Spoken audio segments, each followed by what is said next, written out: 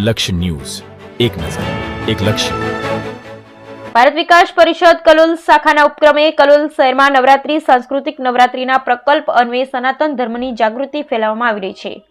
ભારત વિકાસ પરિષદ કલોલ શાખાના ઉપક્રમે કલોલ શહેરમાં નવરાત્રી સાંસ્કૃતિક નવરાત્રીના પ્રકલ્પ અન્વયે સનાતન ધર્મની જાગૃતિ અને નવરાત્રીના મહાપર્વમાં નવરાત્રી આરાધનાનું મહત્વ અને નવદુર્ગાના નવ સ્વરૂપોની માહિતી સાથે ઓડિયો ક્લિપ બનાવી કલોલ શહેરની જુદી જુદી સોસાયટીમાં નવરાત્રી પહેલા તેની રજૂઆત કરી અને નાની નાની દીકરીઓને નવદુર્ગાના 9 દિવસના વિવિધ સ્વરૂપો પૈકી જે તે દિવસના સ્વરૂપમાં દીકરીઓને સોસાયટીમાં રજૂ કરવા, તેમના પૂજન કરવા માર્ગદર્શન પૂરું પાડવામાં આવ્યું હતું, જેમાં કલોલ શાખાના ભારત વિકાસ પરિષદના પ્રમુખ ગૌતમભાઈ પટેલ અને મંત્રી હર્ષદભાઈ સોની, શિરીષભાઈ પટેલ અને અન્ય સભ્યો